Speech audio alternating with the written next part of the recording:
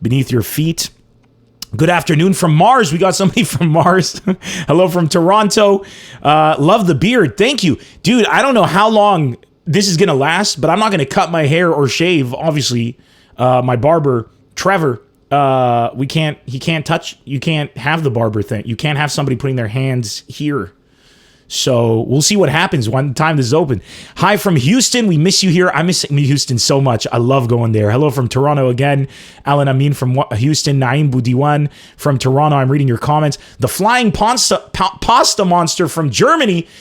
Caesar Sleiman from Michigan. What's up? We miss you in Jordan. I miss Jordan so much. Kinza Altayba. Anthony Arbeid. Nemr Bad. Where did it go? Nemr Bad عندك الواتساب ما تطلع عليه لايف شو؟ I have no idea what he just said. All the love from Jordan. Met you at your first show 10 years ago. Thank you so much, Rakan. Hello from Abu Dhabi. Hello from Jarita. What's up, Sam Risha? We used to have a sports store in Jarita called Champ Sport. If you know Jarita well, it's on the Tala before Balloune in front of that big Jarita supermarket. That's where I used to work. You once called me the queen of everything mean. I remember you, I think, from a show. Get some braids, bruh. Honey Mustard Vibes is saying. I think that's going to happen. Hello from Dequain in Lebanon. Greetings from the greatest place on earth, Lebanon. Jad Hadib Edi Dakhul coming from Lebanon. Mjaddara is so good in Mars. Nimr, you have to try it. That is hilarious. We miss you in Beirut. I miss being back in Lebanon so much. I was going to be stuck in Lebanon. I just missed the window to get into Lebanon by a few days when they closed the airport. So it is what it is. A lot of you know my girlfriend is in Lebanon. My parents are in Lebanon. I really wish I could be in Lebanon right now, let me tell you. But I'm happy to be here as well because my sister is here in Los Angeles. And I have some of my best friends here in Los Angeles as well. So, you know, it is what it is. We're all stuck where we are. From Oslo, Mahmoud Shahar. From Ottawa, Diane Saïali. From France, we got Zed. Are you optimistic on the future of Lebanon post-COVID? I'm optimistic on the future of Lebanon ever since October 17, ever since the Lebanese conscience woke up to the disgust and the absolute filth of the people that we considered our representatives, but finally realized as a collective conscience, we're not our representatives, but we're our rulers, and they acted as such, and we should never have rulers because nobody can rule over you. Only you can rule over you, and if you have faith in God, only God rules over you. The only person who should rule over you is your conscience and your ethical barometer. So once we woke up as a collective and finally understood that we should have no rulers and only representatives, that is the day that Lebanon turned the page. And right now we're just waiting for them all to die. And if we are lucky enough, that will be sooner rather than later of natural causes, because we are not a generation that will emulate our rulers' ways, which is the way of murder and killing and enforcing rule with an iron fist of disgust and unethical behavior and lack of healthcare and education. Thank you very much, Nemr 2020. All right, people. Everybody's here. We should get going. How often do you change girlfriends? George asks. I've had only a few girlfriends. I usually stick in a relationship for average of about 2 to 3 years. And if it doesn't work out, then it just didn't work out. But I think that I'm pretty sure that the one that I'm with right now is going to be the one that I'm going to spend the rest of my life with. So I'm very excited about that. Morbid Queef, that escalated quickly. Indeed, we're having a good time. Montreal in the house. All right, people. We got from Orleans, Ontario, people from Dubai, from Palestine. Natalie Surreal, you have my vote. Thank you very much. We might need it one day. I once talked with you in the DM about your ass showing in the video. Eddie Dakhul, I remember that. Hello from Chicago, Ma'luf Zina. So I did a funny thing where I showed my ass in a video, and Eddie Dakhul is like, dude, quick, I don't know if you realize, but your ass is showing in the video. And I'm like, that's the joke. I'm saying that I'm a private person, and then I walk away and you see. Anyways. Are you guys ready for a great episode? Instagram, there's still 30 people here. We started at about 300. Now there's 30. Why are you still here? Leave Instagram. Get away. Go to Facebook, YouTube, or Twitch. It's a pinned comment. It says, get off Instagram. I love you guys. I want to see you there. All right, guys. Today, Strasbourg, France. Okay, we're ready to go. We're at over 400 people online. It's time for us to start the show. So today's show, we have a special guest, as you all know, GallowBoob. That's the name.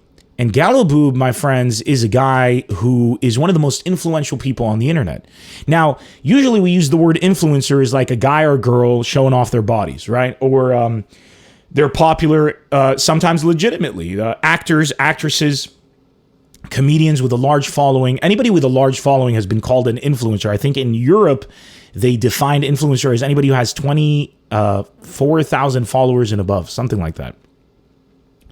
And it's become such an ugly word to say influencer. So when I say one of the most influential people on the internet, I mean it in this case in the absolute definition of the word. You see, GallowBoob posts on a popular website called Reddit. It's not just popular, it is the internet's front page. So things that you see that go viral all over the internet, trends that happen, stuff, 9 times out of 10, if not 10 times out of 10, it's begun on Reddit. Reddit is like the place where a lot of stuff gets posted obscurely and then it blows up everywhere else. A lot of the stuff that you guys end up adopting into your own lives, a lot of challenges, a lot of beliefs emanate and begin on Reddit. What's interesting about Reddit is that if you post there and your posts go viral, your comments go viral, you get something called karma. Karma is a cap, I think, at 5,000 karma. That's where it stops for every post. So even if you get like 1 million upvotes and shares and comments, you're only going to get 5,000 karma. Karma is an aggregate that goes to your account. And GallowBoob has the most karma out of anyone in the world. He has over 35 million karma. I just want you to think about that. For somebody who's getting a capped karma count of about 5,000 per post, 35 million shows you the true power of his influence online. And the second highest poster has, I think, 24 or 25 million. So we're talking by a massive margin. Not to say that if he was second or third, it wouldn't make him not that influential. It's just there is a lot to that influence and a lot to that ability to get that. Nobody knows who this person is. Nobody shares his posts because it's GallowBoob. Many times they don't even notice that GallowBoob posted it. I am one of those people. I was shocked to be like, holy shit, I shared that post. That was you? So that is what's interesting about the content that GallowBoob is posting. It's going viral on the merit of the content itself. So we're going to talk about that with him today, and we're going to talk about some very interesting aspects of that, the responsibility of it. And before we bring him onto the show, I want to talk about something very related to this, very related to posting stuff online, and that is the spreading of misinformation online, something a lot of us suffer from in this world. And today, this was going to be the topic. I got somebody who added me on the WhatsApp number today. That's the number on the screen. Make sure you add it. And what was very interesting, and this was totally coincidental. This person did not know what the topic was going to be. They sent me a propaganda video. And it was a propaganda video with 5.2 million views. And it's trying to discredit everything that's going on with the corona right now. Now, this person isn't a bad person. This is a person who has gotten misinformation. Hell, your parents are do this all the time. We do this all the time. Nobody's better than falling for this. And it's basically a video that has, quote unquote, brought in experts to tell you the real deal behind something going on. And you need to start to understand as a human being that you have a responsibility to educating yourself before you spread stuff online. Whenever you receive a message, a text on your phone through WhatsApp, which is one of the main ways to spread misinformation, mislead people. Facebook owns WhatsApp, and and both platforms are horrendous for this. But on WhatsApp, you'll get a text. Bill Gates says God is the reason behind all of this, the coronavirus, our lack of faith in God. And it gets shared. If you get a block text, it's fake. It's always fake. Why? Because if it was real, you wouldn't get a block text. You would get a link.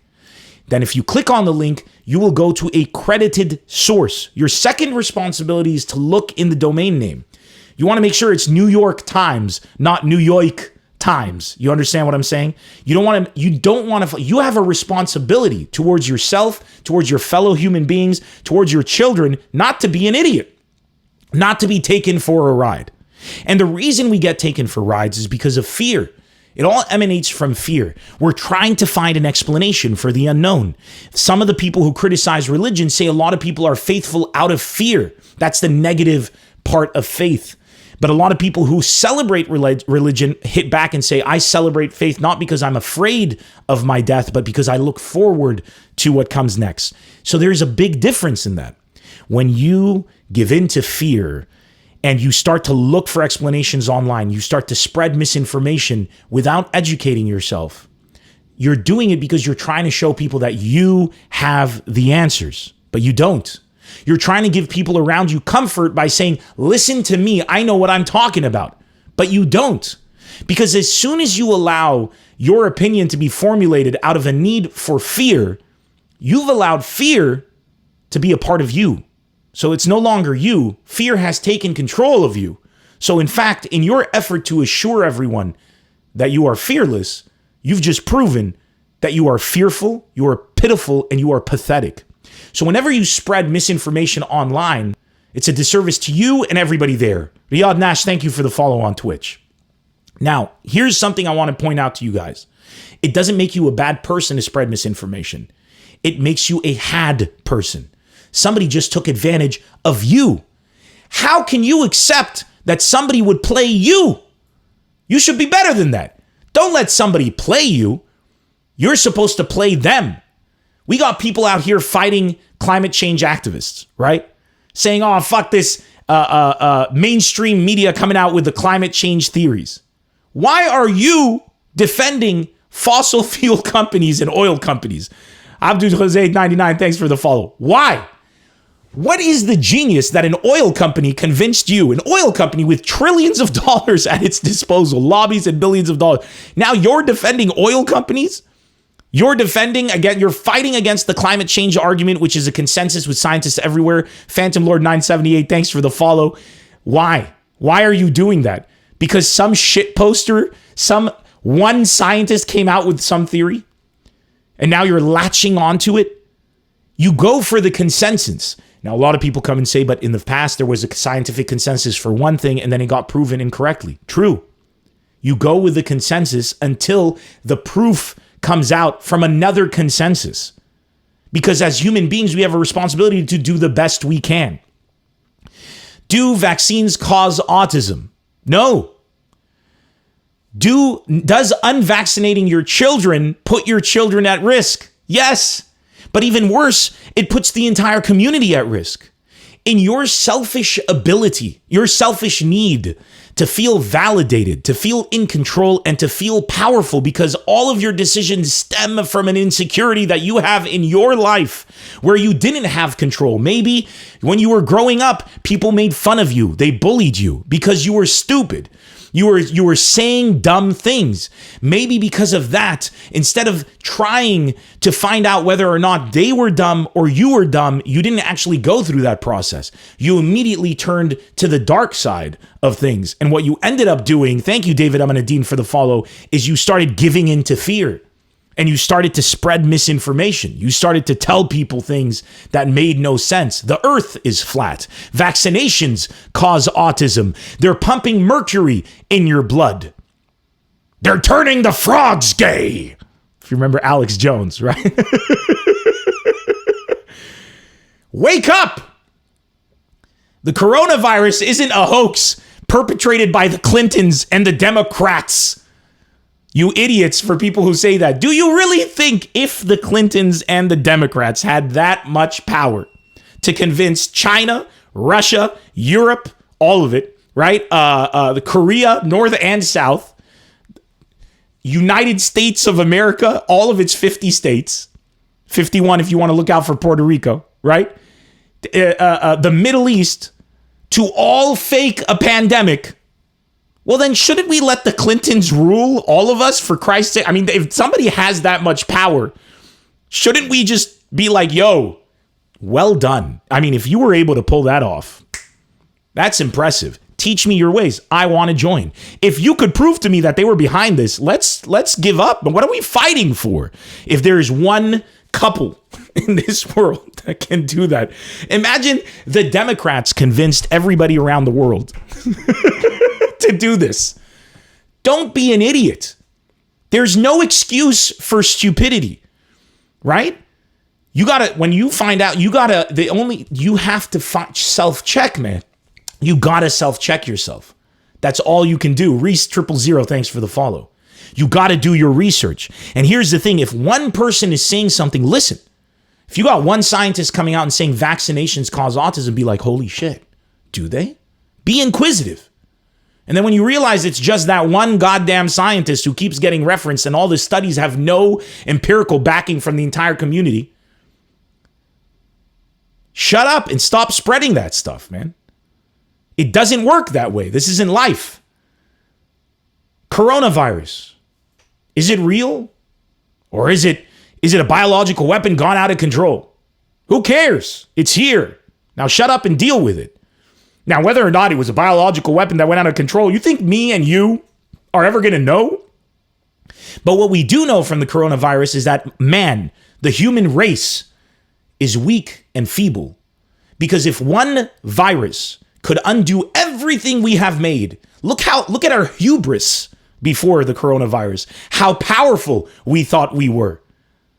Incredibly, incredibly powerful. And we just had the rug swept out from under us from a virus. We saw that in our hubris, if we do not prepare for invisible enemies, we are nothing. The human race is still far from being the dominant species on this planet. That is the truth. So there's many lessons to learn from this. Focus on what you can know. Do not spread misinformation. If you do not vaccinate your children, kill yourself. You're killing your children and you're putting at risk everybody around you. If you believe vaccinations cause autism, talk to a doctor. And if the doctor tells you you're wrong, talk to another doctor. And if that doctor tells you you're wrong, talk to another doctor. And I want you to keep doing that until you run out of money so that Child Protective Services can take your children away from you and put them in a better environment. Because if you can't understand common science, then you failed at understanding the basic decency required to be a human being. It is incredibly, incredibly stupid of you to think you are smarter than a community. Is the earth flat? No, you absolute idiot. Do you really think that the Soviet Union, now Russia, and its GPS capabilities up in the sky, and the United States of America, and scientists from every corner of the globe, pilots on all airlines, from Delta Airlines to Middle East Airlines to the obscure airlines that nobody's ever heard of, have all united in a secret cult to keep this secret away from you all. People who navigate on ships, all of these people, pirates from Somalia, everyone is in cahoots so that you believe the earth is round when really it's flat. Why? Why would we do this? Why would this happen? And how could we coordinate that when we can't even coordinate a response to a goddamn virus? Why? There is no reason. Stop being stupid and address the real problems you have in your life. If you believe stuff like this, you need therapy. You clearly have had a lot of damage done to you. You've been raised wrong. You've been treated bad. And that's not your fault. But what is your fault is that you don't recognize that and take steps to correct it. Finding a community online is a beautiful thing. Finding a community that agrees with you online is a reassuring thing. We're building an incredible community here right now. Take a look at the comments section, right? It's all people from all over the world, and we're coming together every single week so that we can be together. Some people now know each other. You know what I'm saying? And they've become friends, and they look forward to seeing one another. Sorry for that ambulance in the background. We're building a community that lets you know you're not alone, and there's a diverse community here. There are people from all different kinds of opinions. Right now in the comment section, there are people who are enjoying this conversation and other people are saying, Yalla GallowBoob, which is dope. But they're probably joining us for the first time. So the way this show works is I talk for a bit in the beginning, then we bring our guests, and then we take calls from you. It's a 3-part show. We're bringing up GallowBoob in a few minutes. But the diversity of opinion is a beautiful thing in a community. The inclusion of stupidity is not. So any attempt to spread misinformation and stuff like that needs to be policed by all of you guys. You guys need to be able to make sure that wherever you see misinformation, when your mother or your father sends you a forward with just a block of text, this is what I do. because sometimes my parents will send me this stuff. I immediately Google. So I remember I got this one text once, which was like, I think Bill Gates says something. I just Googled it. And immediately there's websites that say fake news. These things are usually logged by these websites. So you'll go on and you'll find that somebody has actually put it there, said it's fake, provided the true links. Here's what really happened. And then I send it back to my parents. I kept doing that over and over again. Now my parents know what to do. So when they get something, they get angry. They're like, here's somebody trying to take advantage of me to get them to spread their propaganda. Be better than that. Don't do that. Now, the beautiful thing about the reason why I opened up this topic is today we have somebody very important with us who I introduced once at the beginning of the show, and I'm going to introduce again right now. His name is GallowBoob. And GallowBoob is a very interesting phenomenon to me on the internet. He's a Lebanese dude, so already I'm very excited about that. But Jan, thanks for the follow. He's a very, very influential person online. But what I like about GallowBoob is the criticism that's been lobbied against him, as anybody with a massive following like his does, or rather a massive influence, because he doesn't necessarily have a massive following, is that the criticism that's lobbied against him is that he just reposts, which is obviously what you do on Reddit. And we're going to discuss that today. But you don't hear criticism he's spreading fake news. And you don't hear criticism about him spreading negative stories. And I've gotten to know GallowBoob for a while now. I met him in person for the first time at a show of mine in London, in the United Kingdom. He came out to the show, we connected, and it was super dope. He's such a cool guy. And I had known him online before that. And I'm just very excited to have him here today. But he does something that very few people do. He is responsible with his power on the internet. He's responsible with his power on the internet. And I'm very excited to talk to somebody like that because he doesn't have to be. He could be clickbaity. A lot of people will tell you online, you got to put fake headlines and clickbait to get those views. But GallowBoob, the number one Redditor in the world, doesn't do that. He doesn't get his posts to go viral by spreading fake news. And he doesn't do it using clickbait techniques.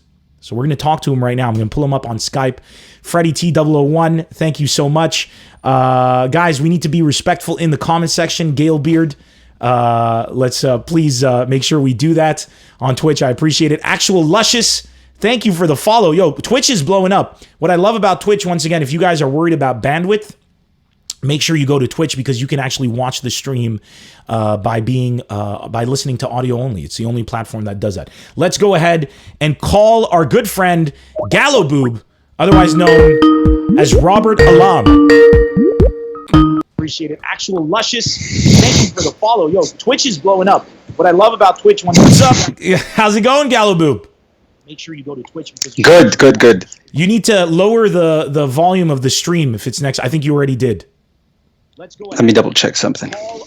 Because we're hearing it. There we go. Wait, can you hear me now? I can hear you. Dude, you got a microphone. Like you're in this to win this right now. I'm geared up. You're geared. I have no idea what to expect, but I'm here and I'm ready to go. He's ready to go. Ladies and gentlemen, welcome GallowBoob to the stream. And let me point out very quickly to all of you right now that GallowBoob, I mean, a lot of you know him, and now you've seen him probably for the first time. Gallo, should I call you Gallo or Robert? It's a good question. I guess Rob works. Gallo might be more relevant to the people watching. Yeah. But you can call me Rob. Like you introed me as Gallo. You can call me Rob. Okay. All right. So, ladies and gentlemen, we introed him as GallowBoob, but right now it's time to talk to him as Robert Alam. Brother, welcome to the show. Thanks so much for being with us today. I'm very excited to have you here. Thank you for having me. Of I course, am beyond honored and excited. Can I point out that Robert Alam's traps, his trapezeus, are absolutely outstanding. I just want to say, out of all, we had Brian Callen. His traps have nothing on you. Yeah, I should cover up. I'm sorry. I didn't know. No, you shouldn't. You shouldn't cover up that something that glorious. We have from Bassem Youssef's interview, that Plant B thing there. From when you have something that glorious, dude. I mean, let me tell you, those are some impressive trapezoids right there. Where are you? It's a lighting trick. Trust me, it's a lighting trick. I know what I'm doing. Where are you? Where are you right now? Where in the world? So exactly where I am, I won't say so that people don't find me. No. Like, yeah, of course. Just kidding. Exactly. That's not how we're going to open up. I'm just in the UK up north. I am, I guess, locked down or just doing the quarantine thing. Okay. At a friend's / a cousin's place. He's with his girlfriend. I'm here as a constant third wheel to all their dramas. Wow. And yeah, it's an experience. Wow, you are ruining. Oh no, I'm going to write a book about this, and one day you'll find out.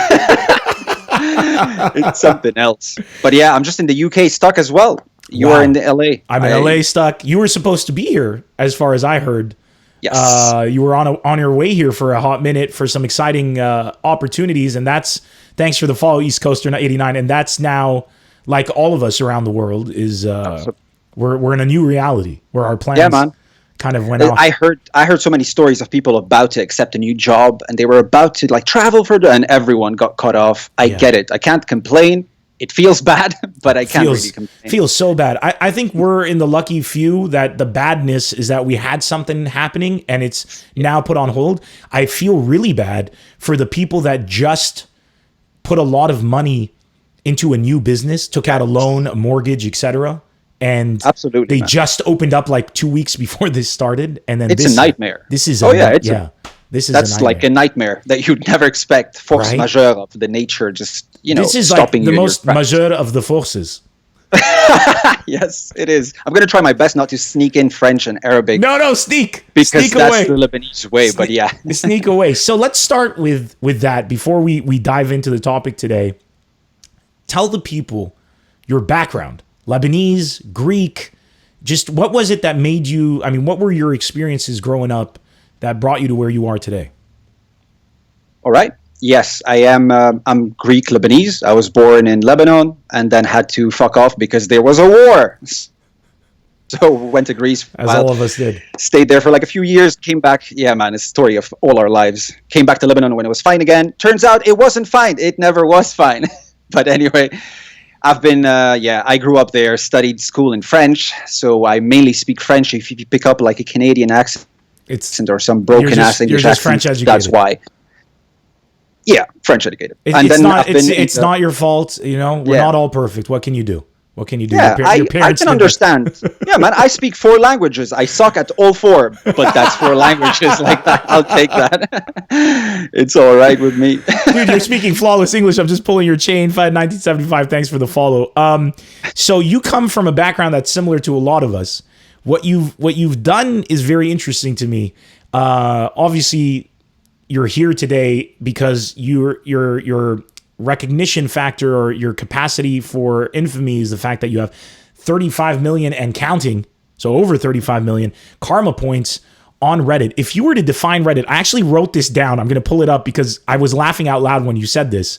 I asked you when we were talking over the phone preparing for this. Right. I said, have you met any of your fellow, are you in the top 10 Redditors, friends who get together? And you said something very funny to me. You said Reddit isn't, it started out like this at least. You said Reddit isn't necessarily for people you want to meet. It's for people you want to argue with online. And I found that hilarious as a kind of thing. Truth. And, but it's become more than that now. It's become, that's what it started out. How would you explain Reddit to people watching right now who don't realize how influential it's been in their lives?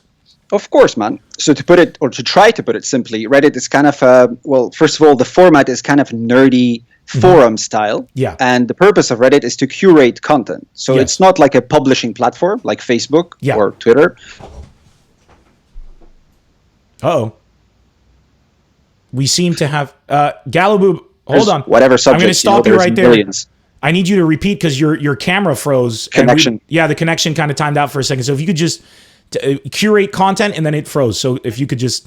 Yeah, let me go back. Thanks. Sorry, I don't know why the internet's... It's fine. We're Lebanese. We carry it with us in our heart. The laggy internet. I'm used to living with lag. I've played MMORPGs with lag, like a minute of lag. But yeah. Yep. Yeah. Tell me about it. We've been there. We've been there. But yeah, so briefly put, Reddit is curating platform. Okay. So the way it works, people vote on stuff, and they vote on content that is posted in subdivisions, and then you have the front page. I guess it's where most people are. Whenever you open Reddit, you are on the front page, so you have 90% of the audience there. And when you get on the front page of the internet, which is Reddit, do get an insane amount of traffic, man. Like you will get hundreds of comments and upvotes within minutes because everyone's surging there on the front page.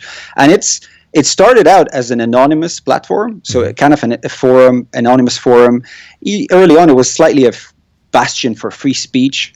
It quickly turned away from that because that's not a sustainable business model, and you cannot have a safe, controlled environment with that. There's a lot of bad faith actors and people with insane bias. Yeah, exactly. So they had to, redirect it away from the whole free-for-all clusterfuck, and it's controlled now. It's a big business. The idea that just to go back real quick, at first I had no idea what it was, and one day a friend of mine was like, "Hey, dude, we were sitting at his place in London." I wanted to ask you, like, how did your love affair with Reddit begin? It's, first of all, you don't go there to make a name for yourself or anything. Yeah. If you're a creator and you go on Reddit, you're going to get hated and people pushing back against you because they don't necessarily welcome that. It's more an anonymous platform. So they don't want anyone to, really make it out there. Yeah. Stand out, literally stand out from the hordes of anonymity. Yeah. Eventually it started to change. They introduced like profiles now. You can have a profile, you can have followers, you can have like a little side, what do you call it, like a bio and all that stuff. Yeah, that wasn't there before. No. Yeah. That was not even a thing. Like they wouldn't even imagine it in their wildest dreams. And when they released it, the audience was pushing back because they're like, "No, don't take away our platform." And I get that. Yeah, because they're afraid it turns into some kind of Instagram. Exactly. Yeah, exactly. Yeah. And I do understand. It's still not there yet, but they do. Because I'll be honest, when I asked you to send me some of your posts and then I went into your page to look at them, I was like, I've shared each and every one of these posts. I had no idea it was GallowBoob. The only post that because the name, you/GallowBoob is the one who put is really small. Like it's not like there's your picture and then there's a branding thing. You have to look for it. It's purposely done. See, it's purposely done like that. I hope they don't change that. Not because I don't want you to get recognition. No. I just hope they don't change that because that's what I like about Reddit is that when the content is going viral, it really is going because of the content, on the merit of the content itself. It's not because some hot chick posted it or some rich dude posted it, or it's because the content in and of itself has clicked with people in a big way. Absolutely. And that's the thing. It's not blind following. It's not the model of blind following. Man, all platforms right now are kind of a blind following. And I'm not saying this against you or anyone else. No. Obviously, it's awesome to have a supporting fan base, but it also works against the curation method of relevant content. It's good if you're posting. This is my relationship with social networking. If you look at my pages, I don't post content except like I have a show, here's a video, I'm going live. True. It's about me, right? I think what becomes terrible, and this is why I've avoided these personally. I've never accepted to plug products on my pages because I feel like if you're following my pages, it's because you want it, because you like my comedy and you want to stay up to date with what's going on with me.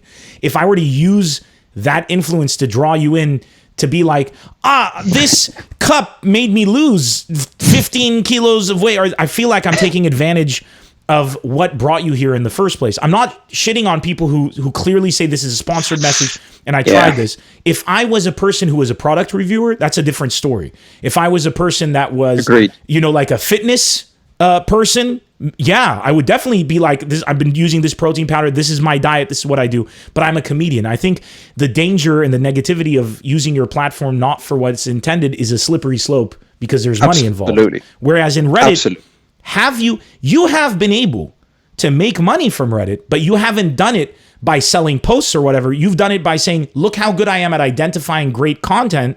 I can help you. Another platform such as Unilad, which you worked with, I don't know if you're still with them. I am definitely qualified to help you with content. So you no longer work with Unilad. No, I jumped early on. It was like Lad Bible, Unilad, all these entertainment publishing pages in the UK. I then worked with other companies that are similar with variants, and all they revolved around was finding trending content online that they're going to get clicks on, and publishing that. So packaging it and publishing it. I knew where to identify content. What kind of, obviously it's not like 100% I'm a radar and I know what happens. It's a hit and miss, but it's like more hit than miss. You have a good batting average. That was my next question to you. Yes or no? can you make any content viral? Right. So I think we discussed it earlier, but without, going with like outside of the context of this discussion, can you make any content viral? Yes, with spam bots and buying fake traffic, which is the easiest thing to do online. Okay, but let me rephrase the question. Can you make any content actually like viral, truly viral? Like, can I tell you, hey, GallowBoob, when you post something, it goes viral. Take this cup, shout out to Legend of Zelda, take this cup, and I'm going to put a picture of it, and I want it to get, how much do I have to pay you to get 20 million views on it? Is that something that can happen in the realm of possibility? Absolutely not. So that's the first thing. First of all, people who understand how the internet operates will be able to identify spam and like fake engagement and bots. It's easy, but you also have to understand what you're looking for. Yeah, if you have like 60,000 likes and 13 comments, something's up. Something's up. Yeah. You see like surges of traffic, comments that repeat themselves, profiles that just don't make any sense, and things like that. It's the same patterns. It's like botted traffic. Bot likes. They say like I purchase. They're just buying likes as opposed. So people understand when he says bot, he means like a robot, like a short for bot, like a automated script or program that is creating fake accounts, sending likes the way, that kind of stuff. And there's also the buying or bot likes, which means you're paying a service that has these bots to do it. So just to make a distinction. Absolutely. Okay, so basically nobody can come and say, and what I love about the hate that you get, and I don't love that you get any hate, but what I love about the hate that you get, and we're going to talk about the negative side of this, is that the hate is like, he's a karma whore. I mean, I'll get into it, man. Yeah. And that's actually a good thing to accuse somebody of, because at least they're not saying he spreads fake news or he's spreading negativity. So before we jump into the karma whore, I think the best way to define you is somebody who literally just posts really inspiring, positive things. And you can be accused of, look, he just finds these sweet moments to get karma. That's fine. I have another question I'm going to ask you about that. But my question to you is, how come you've amassed the most karma points in the history of Reddit? You are probably arguably the most influential person online because of your ability to find content. And let's start with that right there. What makes you so successful online? What is your process? So, right, it's a multi-layered question. I'll try to get into it clearly. The thing is, I honestly have to start by saying I know I am not the most influential person on Reddit or online because I know how it works, and it's definitely not individual. Like, it's not an individual very true pushing narrative or content. It's a hive mind approach to like the collective. But that basically says that when I say most influential, I mean what's powerful about you is that you have the highest average of being able to identify content that you know will go viral. This isn't necessarily, in some cases, it's content you created, whether it was that on the airplane when you were shaving and they thought it was a terrorist thing. Oh God, man. Sorry about that. The audio just went through. If it was, it's funny that username got the music bug. So you have a very high average of identifying the right content, which is great. So what makes you influential in that sense that you're able to identify it? And when you create original content, if you're on a plane, like that one where you shaved and you were stuck shaving and they thought you were doing something on the plane, or when your girlfriend did the OK Boomer thing that got it going trending, that's original content. But for the most part, you're identifying and curating and packaging content. What is it about you that makes you so good at that? And just, start from the beginning with that process. Of course. So early on, just to jump to another question we didn't get through, what brought me to Reddit was a friend telling me, hey, check this place out. And I went to that place. And what I stayed there doing was like Photoshop battles. There's a space where people post one main picture and then people Photoshop it as a joke, back and forth. Yeah. It's like a tennis game with Photoshop. It's insane. For me, that concept was insane. And I used to spend all my hours at work as a landscape architect. If you're watching my employer, I don't give a fuck. All my hours at work, absolutely photoshopping stuff and checking if someone's walking behind me so I can, alt tab and keep on photoshopping. I was obsessed. I was like, damn, this is awesome. And I went nuts with it. So I kept creating that kind of Photoshop playthrough on Reddit.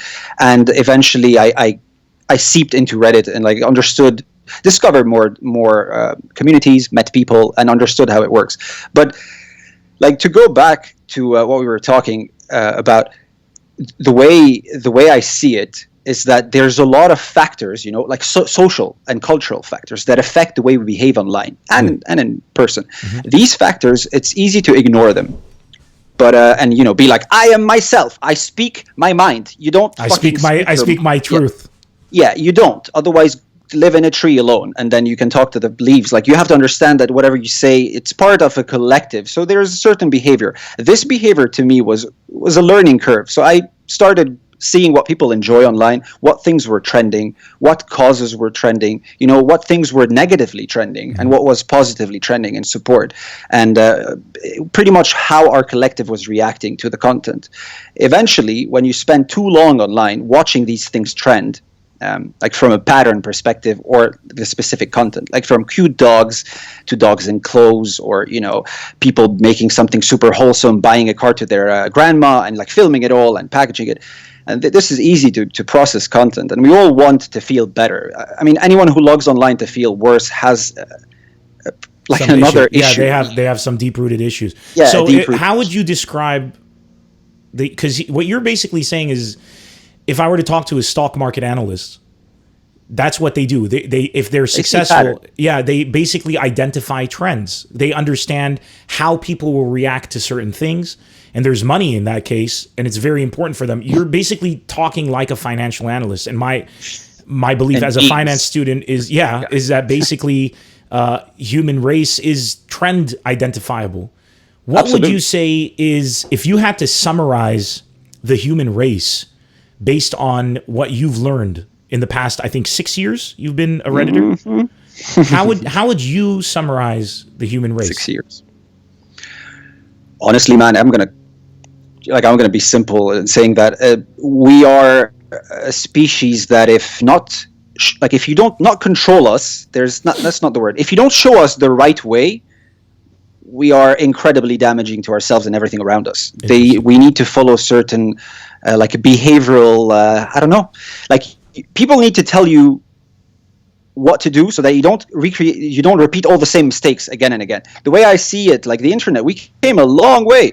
Early on, the internet was fucking wild. Even Reddit, dude, they had like crime and like underage bad stuff everywhere. It was insane. And it was terrible. Like, to think that this is the norm. It's not the norm. That's not what you want to allow, in a way. But allow is a hard word. I don't want to tell people what to do. It's just there are some insane things that can lead to bad situations. Yeah, because yes, clearly you don't want to allow child porn on the internet. But pretty much, like, that's my fight. Yeah, but once you start to say but I think there are some clear lines in the sand that can be drawn of what should be permissible. There are certain things. I think there are things that humanity can be like, child porn, no. Republican, Democrat, can't really give my opinion there. That's basically, I think, where it is. But there's a huge difference between saying allowing political opinions and allowing the rape of children. That was the state of the internet early on, man. It wasn't controlled. And it was wild. It was a wild, wild west. Yeah, and I want to say something funny. I remember when in the early 90s I was in Lebanon and the internet was just a thing. Oh my like God, worldwide. And everybody misunderstood it. So I was watching this it was maybe 1996 or something. And I don't want to say the TV station, but it was a Lebanese TV station, and they were super proud that they now have a website, and they're telling everybody, go to my website. And the woman said, Zuruna ala, visit us on wildwildwest. And then the TV station.com. This is the early age. Yeah, instead of World Wide Web. And I was like, the funniest Wild thing. Wild West. Wildwildwest.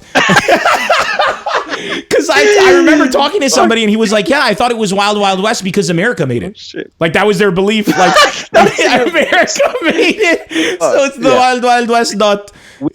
We learn, dude. That's the learning curve. But like, the internet came a long way. Exactly. We had no idea what it was for. And now it's kind of getting somewhere else. It's fine-tuning itself. It is. And it can go both ways. It can go back to Wild Wild West, or it can become like like an insanely... you cannot say or do anything. So, like but if you're saying that if nobody tells us what to do, and you're using content that is positive, why don't you use content? Why do you avoid negative content, even though negative content may actually tell us what to do? Let's say you're posting like a racist outburst, kind of exposes them. Why do you, in particular, stay away from negative content?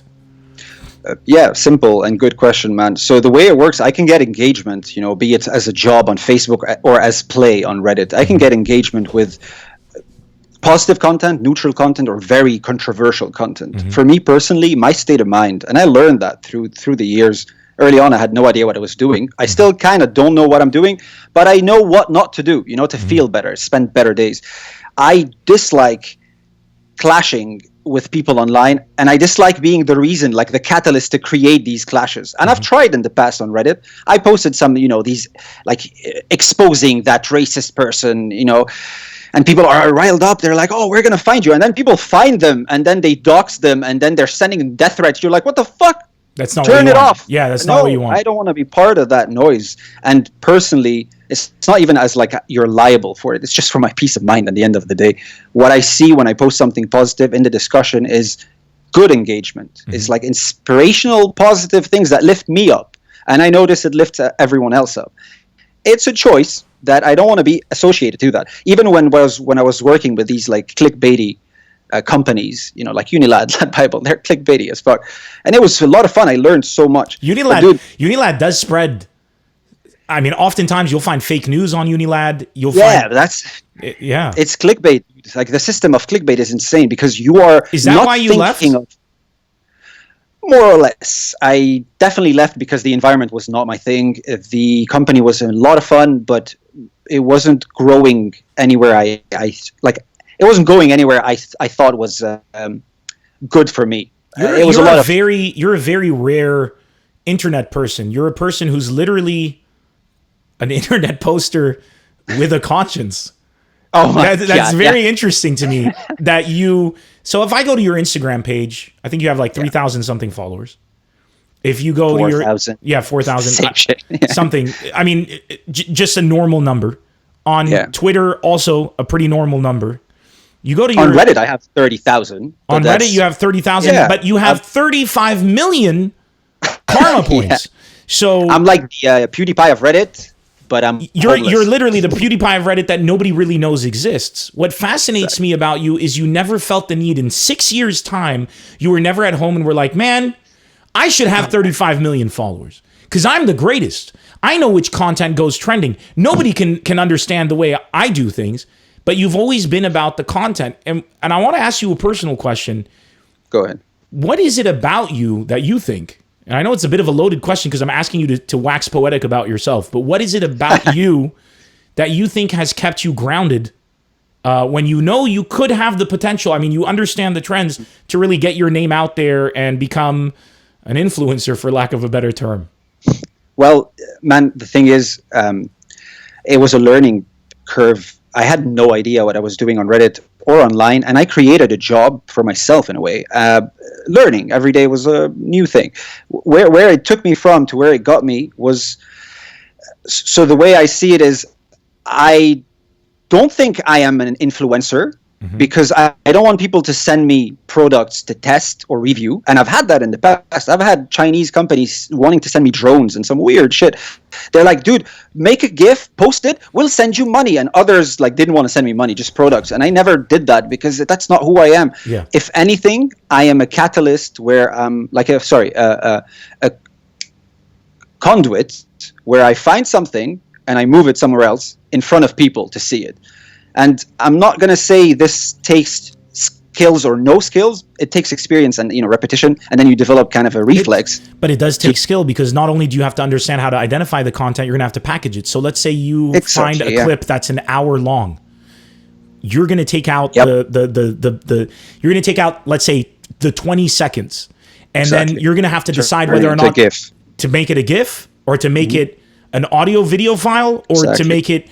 To take an article and choose a headline, and the packaging of something is a skill in and of itself.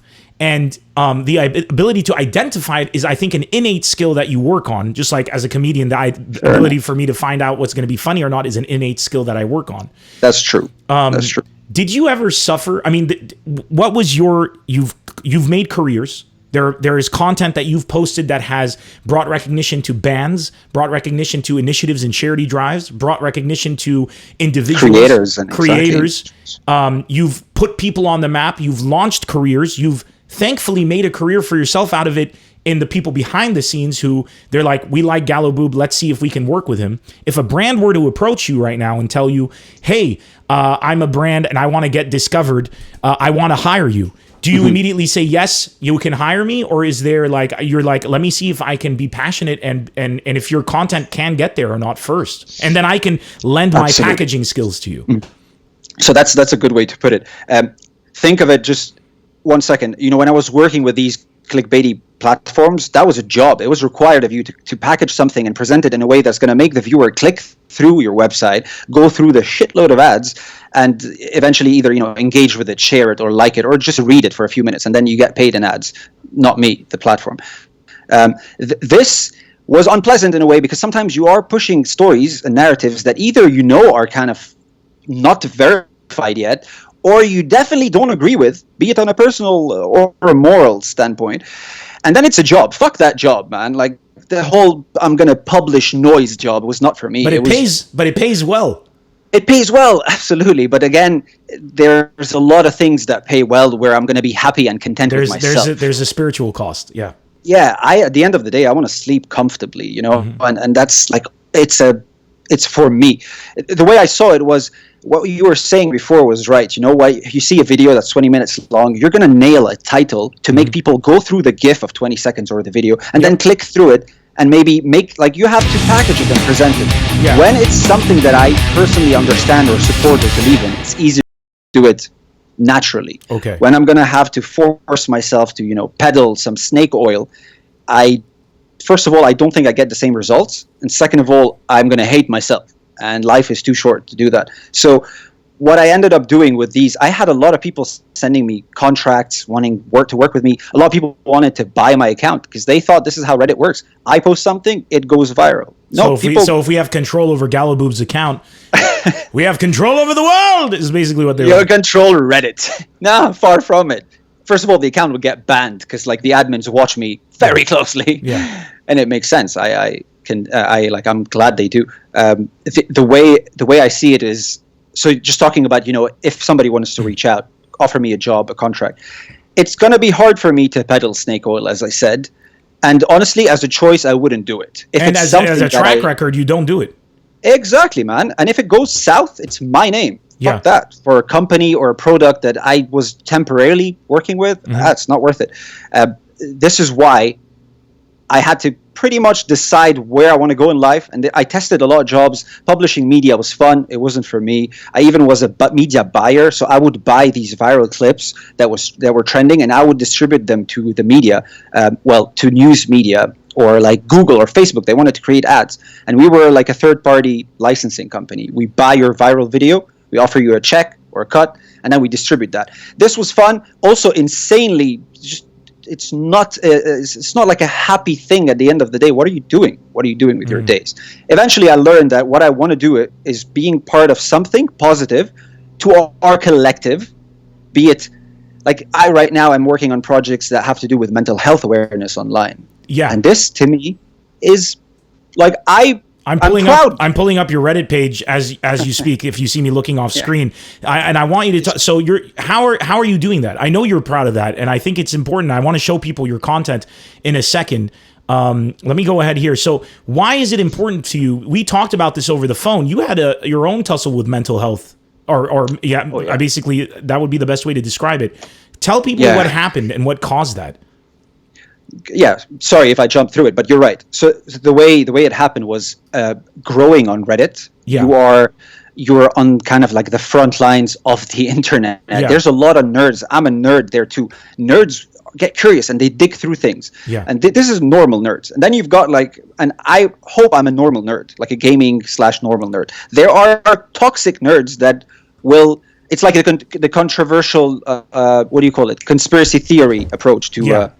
Yeah. So when somebody's packaging fake news and distributing that, there's a smaller scale of that on Reddit with people fabricating news. And it has happened so many times. I had friends of mine trend on Reddit with a story, and then people start other stories to damage him, saying like, he did that, I knew him, this is proof. And it's like a dissenting campaign. Yeah. Anyway, my mental health struggles came when I didn't know what was going on. I didn't taste the bad side of the internet. And through being on Reddit, I slowly started, and at first I wasn't noticing it, I slowly started to get like a constant, a micro minority of very angry people, like a micro minority of extremely angry people that directed their negativity on you. And at first it was fine, and then it started to stack, like in my head, and I wasn't doing anything about it. I didn't know how to engage them, how to address it. Do I ignore it? Like how you do. If you get someone on Twitter telling you, "I hope you die,"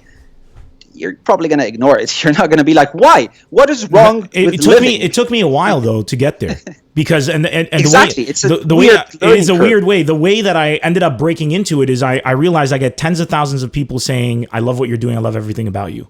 And I'll get one or two comments of people saying, "Kill yourself. I hate you. You screw your mom," all that kind of stuff. And then I realized when I give attention, because as a human being, you naturally give attention to the negative. As a comedian, we can have a whole crowd laughing, but we're going to fixate on the one person not laughing. I realized that it's so insulting to everybody who's showing me love that I focus on the people showing me hate. Like all those people are showing me so much love. I like that. And now I'm focusing on the people who are showing me hate instead. Like I like that a lot. Like that's insulting to them. And I had to deal with my mom. My mom would lose sleep. Like she'd go in my comment section. And she'd call me up, and she'd be like, "This person said this and this about you. Like, I can't believe somebody would say that." And then I had to sit her down one day and explain to her, I'm like, I'm going to get negative comments all the time. The difference is that look at all the positive comments. I said, "Mom, when you're giving attention to the negative, then you're really doing an injustice to the positive."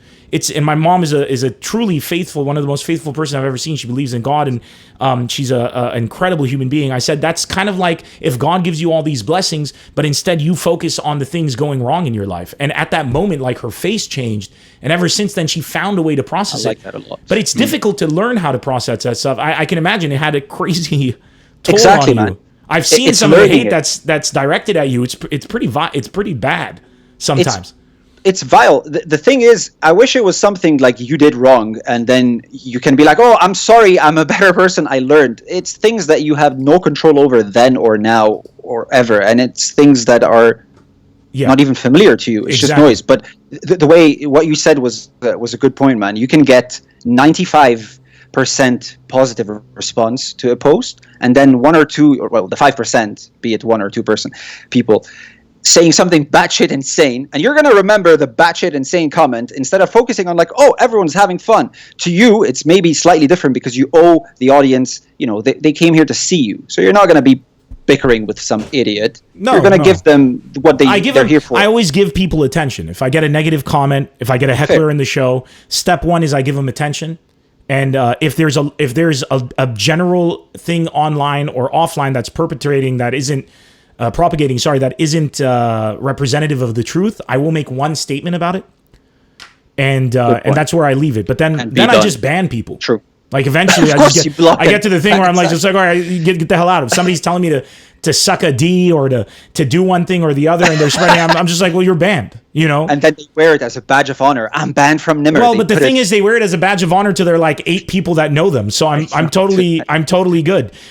Before I open up, I'm constantly trying to restart the Twitch stream so that you guys can have video quality settings. I don't know why it's not cooperating, so I apologize to everybody on Twitch. But that's what I keep doing. I keep restarting it. It isn't going to work. Oh man, I'm sorry. No, that's fine. It has nothing to do with you whatsoever. I'm gonna stop Twitch one last time and leave it off for a good 20-30 seconds before we jump on. But I'm going to, in the meantime, I want to go to your Reddit page because I like that we've shared all of this stuff. Let me see. Right now, but I'm going to go to your Reddit page because I want to show some of the, right now we're screen sharing. Let me make sure I get the camera out of the way of the comments. Let me make sure that you guys kind of see what we're talking about. This is GallowBoob's page, and I sorted by your top posts.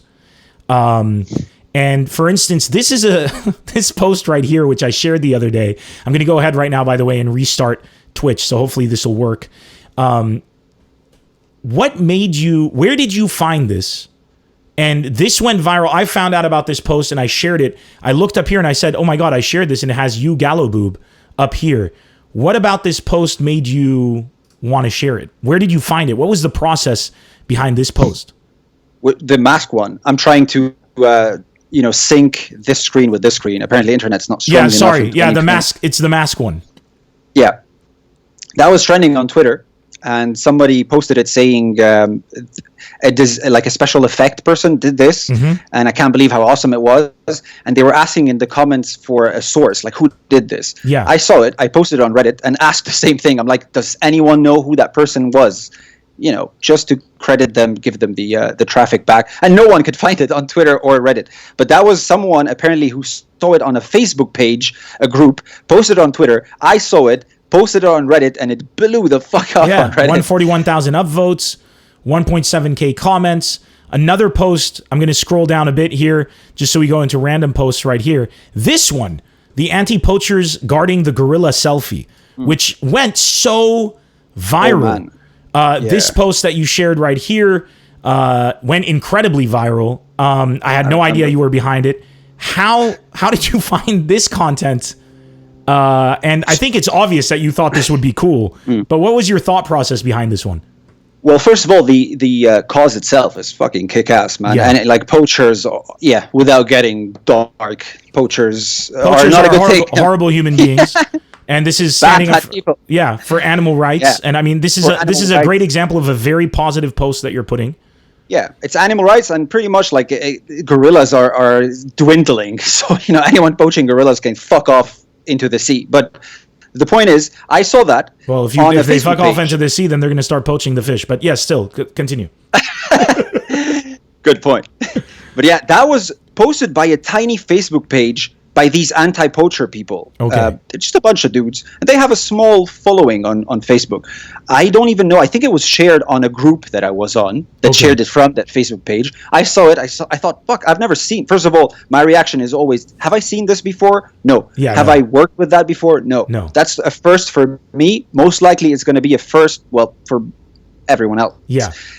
I saw that, shared it on Reddit. It didn't just blow up on Reddit. The next day, dude, every single major media platform, including who I was working with, Board Panda back then, posted that, and it blew up even further. Like, that was trending for about a month and a half. These anti-poacher people on Facebook obviously grew in numbers. Like their Facebook page grew. They kept posting more content. They had support. I'm hoping they had like monetary support as well. Yeah. But you brought attention to their page through this. Yeah, but by default, I didn't do that because I had a plan to do that and save the gorillas. It's just because I happened to be scrolling on my timeline at the right moment, and then I posted it at the right space, and then the internet did its thing. Look at these posts. Father and son decides to get in shape together. Very wholesome.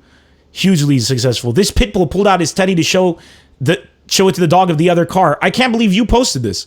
This is right. This is. I also shared this as well. It's like, it's funny when I scroll through your timeline, or I think that's what you call it here. Yeah. It makes me laugh how many he asked a blind classmate to prom with chocolates laid out in Braille. This is one of the most beautiful posts I've seen. I sent this to my girlfriend to get my own karma points with her. Look at me, I'm a sensitive man. I love it. And I'm going to play that video right now for everybody. Check this out if you haven't seen it. It's so beautiful. Let me check it.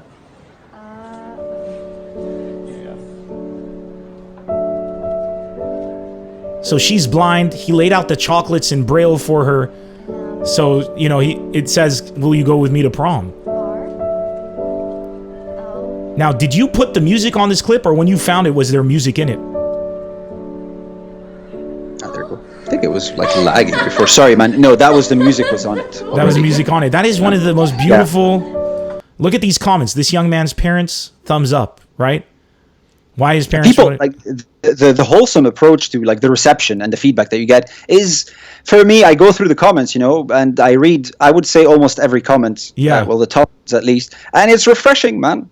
We all could use a bit, you know, like a nudge forward, I guess. This picture, the dog has a thing for rooftops. When I shared this, I told my friend this is Roach from The Witcher 3 as a dog.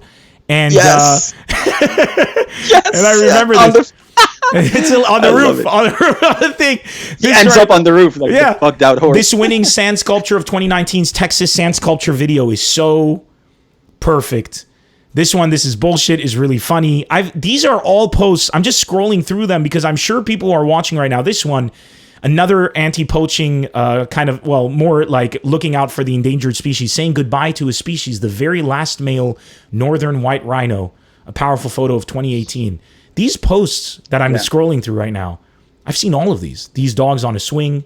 These ended up on mainstream media. On mainstream media. All of them. And sometimes I would pick it up. Oh, dude, you did the owl post too? So apparently owls have a pair of slender legs under this. This freaked me out.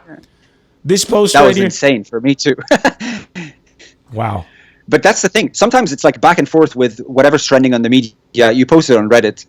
Reddit isn't always there first, and I'm not always there first. But I have been there first multiple times to the point where I guess it's become a trend. You're becoming a trend. Here's a question. The half of all boxing photos look like gay weddings. This was one of my favorite posts of all time. I shared this a lot. Did you come up with the caption? Did you find this picture and come up with the caption, or did you find it with the caption somewhere and put it up yourself? With this, I'm trying to see which post it was now. Damn it. It's basically like an MMA weigh-in, and they're just looking at each other. Oh yes. Half of all boxing photos look like gay weddings. What happened here? Where did you find this? What was the process? I think this was I don't think it was my idea. I think I reworded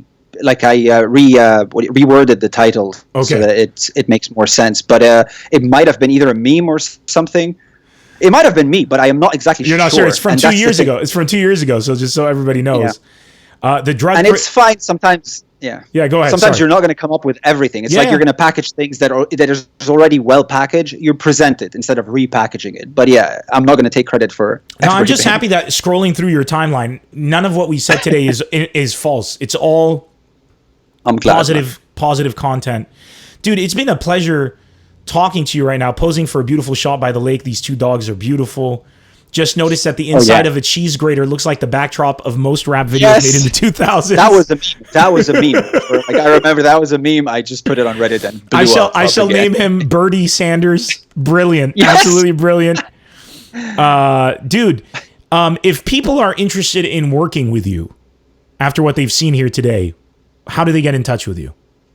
So let's say, briefly put, I am not an influencer. I am not an expert of anything. I am a media strategist. Okay. And I found that calling myself that makes sense because I would say I can adapt to let me go back. I can do a lot of tasks. I can manage teams. I can work on, be it campaigns, be it production. I've worked with so many different aspects of this media industry that at the end of the day, I can't be like, I'm this or that. I'm a media strategist and I can adapt. 100%. The way I've been taken on contracts lately is I kind of put everything on hold during the pandemic for my own mental health because it was a bit hard at first, being locked here, job. I haven't seen my girlfriend in 3 months, man. And this is same here, dude. She is the love of my life. I know it's cringy as fuck, but I don't care what the internet thinks. I know she's watching. And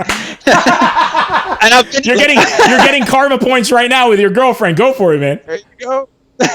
Thank you for the platform. But yeah, so lately, I guess I was blessed enough to be able to choose what I work with just because I made a little bit of savings just to survive here up in the north of the UK for a few months. But I'm going to run out very fast. And what I'm doing right now is really assessing who I'm working with, on what, and where and how. Because I don't want to do something that's boring, that's not driving, and that doesn't have a long-term kind of result. I'm involved in some amazing collective. There's one collective I know they're watching too called One Inc. Yeah. They're amazing people in LA, and it's like a workshop of creative experts online, man. And it's like the best brains, every nerd out there and creator, we're working on some crazy projects in there. And another aspect of where I want to be is esports. I got the opportunity and I got an offer to work as a social. That's why you're supposed to be in Los Angeles right now. Yes. And that was a dream come true, man. Because I've been a gamer all my life. I can combine my expertise or skill or whatever skill set you want to call it with a passion, play. So it's work and play together. That's my goal in life, is to be able to work and play. And obviously not say it like an idiot. Yeah, I want to have fun. No, I want to be happy during my work. And I don't want to do it because I have to. Because, man, life is too fucking short. And I've been there. I was unhappy. Depression is a bitch. It's not easy to juggle these Like you'd think you're happy, but then one day you stop and you're like, wait a fucking second. 3 years went by. I'm in London. I'm doing something that I'm unhappy with. I feel bad. When I sleep, I'm not thinking of positive things. I wake up. When I see people, I don't talk about funny stuff or like, no. So you stop liking yourself. So the most important thing you can do, obviously it's easier said than done. Some people have to make sacrifices. But if you can avoid that, do it. Take a chance. Fucking do what makes you slightly happy, man. You don't have to become a millionaire. Sustain yourself. This world is not this, like the whole stockpiling money is not really an end goal, man. Enjoy the journey more than to quote our parents in this time of pandemic. What is important isn't money, it's your health. If you have $1 million but you don't have health, what do you have? You have nothing. That is all that matters. That's what we've become. Talking about parents, we've become our parents. Dude, my parents. That's exactly it. They're like, don't go out. My dad and my mom ordered a bunch of like they ordered groceries online. They're like, you don't fucking go out. Stay here. I'm gonna order. Right.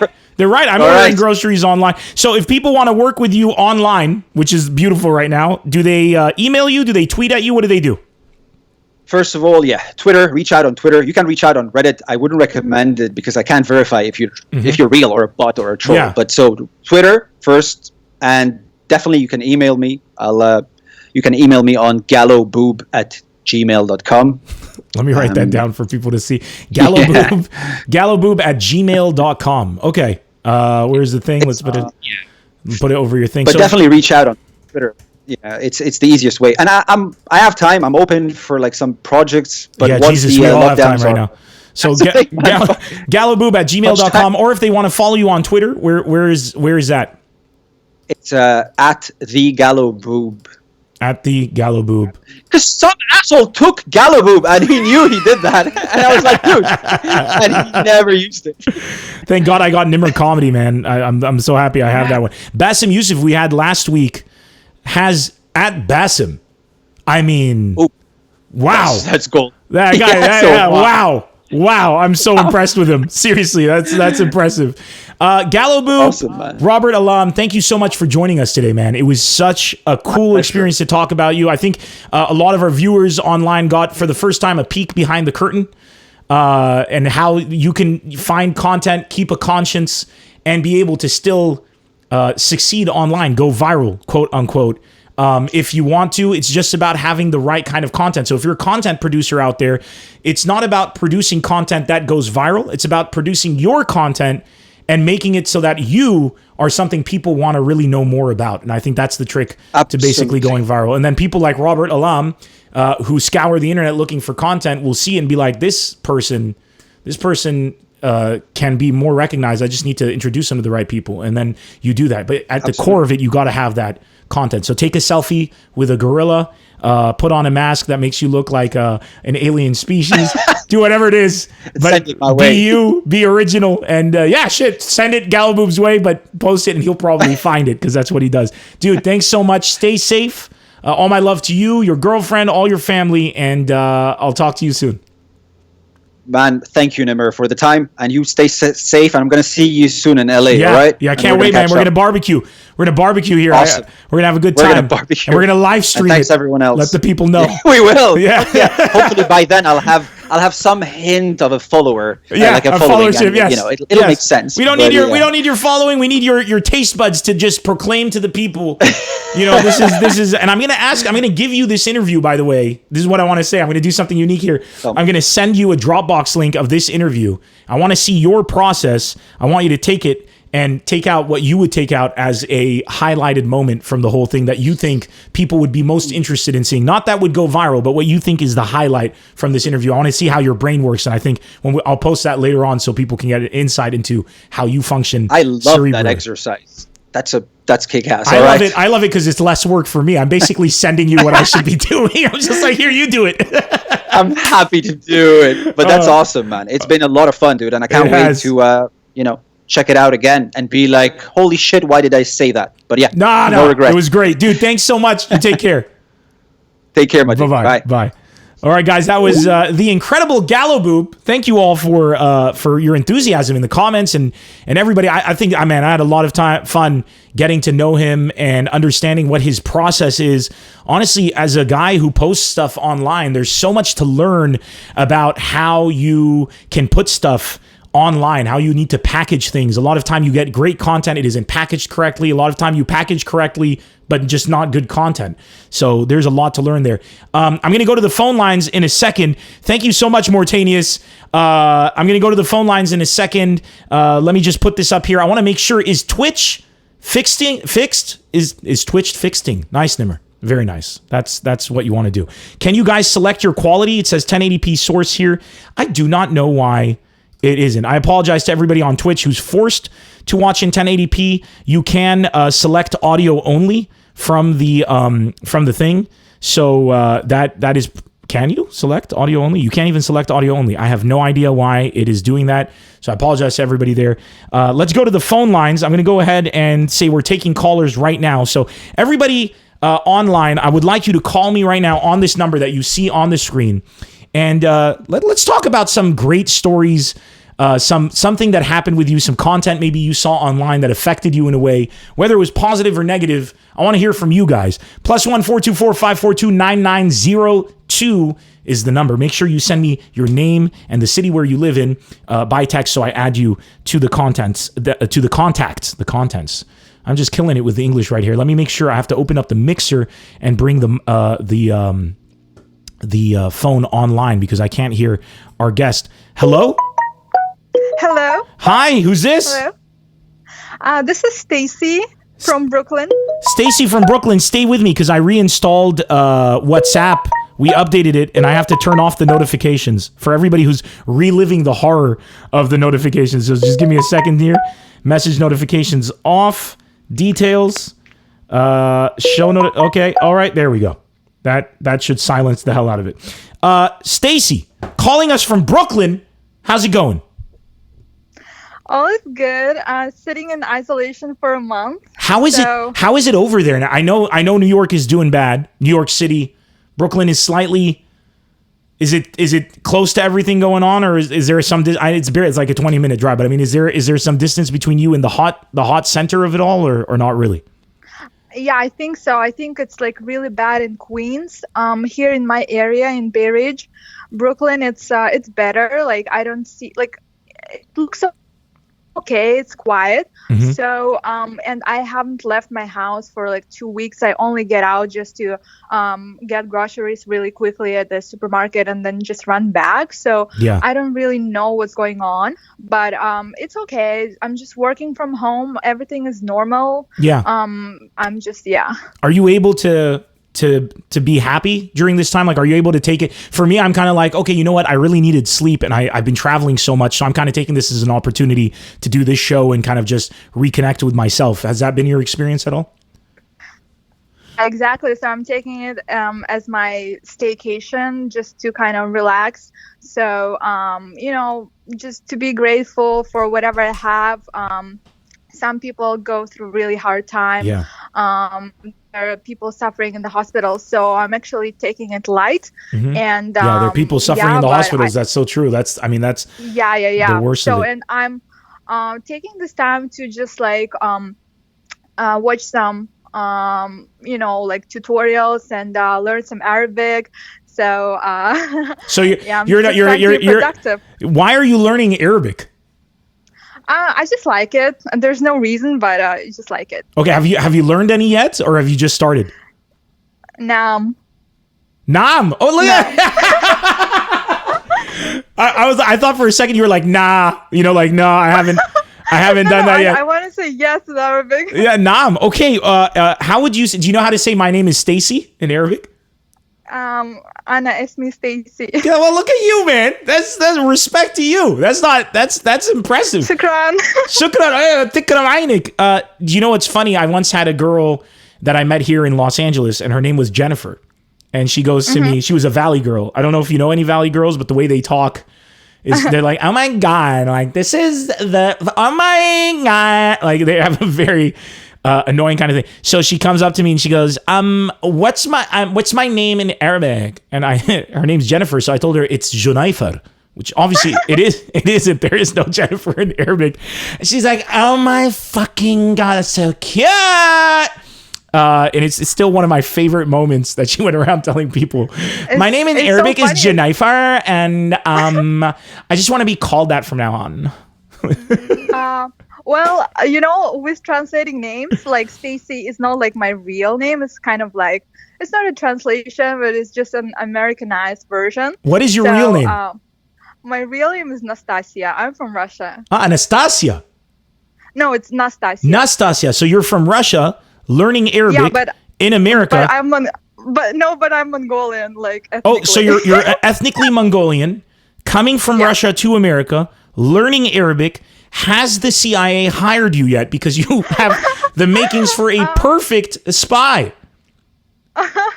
No, I haven't got a job offer from them, but I have a pretty good job, so yeah. Okay, all right, okay. In the comment section, people were already being like, she's a Russian spy, Mother Russia.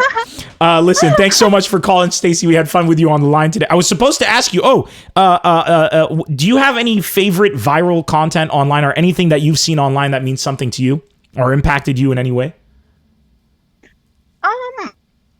Not anything big, but I just like memes, and I know some people are really into memes. I love memes. So yeah, I'm not like too much on Reddit. Like I don't really spend a lot of time there, but I take internet a lot for just like entertainment and learning. Mm-hmm. So that's pretty much it. I'm not too big on that like meme and like GIFs and stuff like that, but I know GIF. In the Guys, did you just hear her say GIF instead of GIF or GIF? She eluded the debate entirely by introducing a third option, GIF. You are a very powerful Russian, let me tell you. Yeah, so but I know like in the Russian internet space, we also like into memes and stuff. So that's what I know for sure. Okay. Like Russian internet is like a completely different kingdom. So but Russia is an entirely different subset of humanity. I've always found like what goes on in Russia is just like absolute insanity. So I'm not shocked that the internet would be the same. Stacy, thank you so much for joining us today. Stay safe in Brooklyn, and thank you for tuning in. Well, can I ask, when are you coming to New York to perform? I was in New York a few months ago. We did 2 sold-out shows at the Gramercy Theater, and I was booking the new New York dates. We're supposed to be in November. We had them booked, but right now, I have no idea if that's going to happen anymore or not. But, yeah, I'll be monitoring. I'm just like a huge comedy fan, so yeah, it's great. I love thank you, and I have you on WhatsApp. I have you on WhatsApp, so when I do announce my new tour dates and everything's locked and loaded, I will be broadcasting them to people in the specific cities, so you'll know about it now. I'll make sure. Awesome. All right. Thanks so much. Yeah. Thank you. Appreciate it. Take care. Take care. Bye. Min Shufik. Bye, Stacy. Bye. I don't even know how you would say in Arabic like wadi'an. That would be so weird. I have no idea. That was Stacy from Brooklyn, New York. Give me a call right now. We're taking our calls. You can share with me some of your viral things. What did you enjoy virally in the world? What was content that meant something to you, that kind of impacted your life in a way? Was it a video? Did it cause you to make a change in your life? For me, one major thing that had an impact in my life was an anime called Berserk. That anime I lost after I watched Berserk. I went on a diet and started taking care of myself. I ended up losing 53 kilos. I highly recommend it. It's a very motivational goddamn anime. Mario from Lebanon, how's it going? Yo, what's happening, man? How you doing, brother?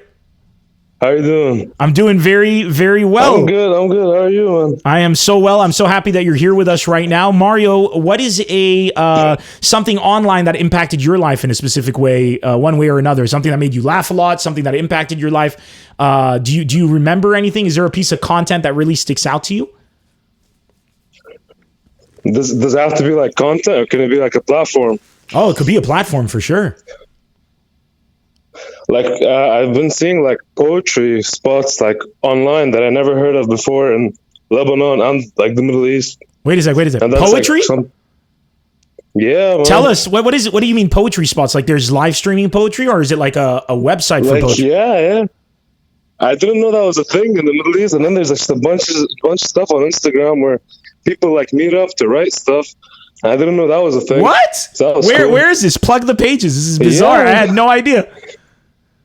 By the way, are you high? Because everybody everybody in the comments section is saying that you sound high. So just to clarify to everyone, I think he's just. I really wish. That, no, I guess I just sound like that, but no problems. I'm down. Nothing wrong with it. Yeah, nothing wrong with it at all. It's completely legal in America, so it should be legal around the world. So what are the pages if people want to check out poetry online? So I can't think of anything on the spot right now, but there's the poetry pot in Lebanon. That's pretty cool. And Poetry pot? I can't think of the exact names. Yeah, it's called the poetry pot. And where did you go on Instagram and you just search for stuff like that? Even you search for the poetry pot? Yeah. Oh, we're losing him. God damn, Lebanon is connection. Hello, can you hear me? Mario, can you hear me? Yeah, I can hear you. Yeah, so on Instagram they search for the poetry pot. Yeah, it should be that. I'll send you them once we get off the call. Send it to me. I'll send you the names. And Burritos for Days, thanks for the follow on Twitch. All right, dude. Thank you so much for sharing that with us, man. I hope you're staying safe, stay isolated, stay healthy. All right? For sure. Take care, my brother. Sure. Thanks for calling. Peace. Bye-bye. Peace out. Berserk. Everybody's asking what Berserk is. It's a Japanese anime, and you guys have to check it out because it's the greatest thing ever.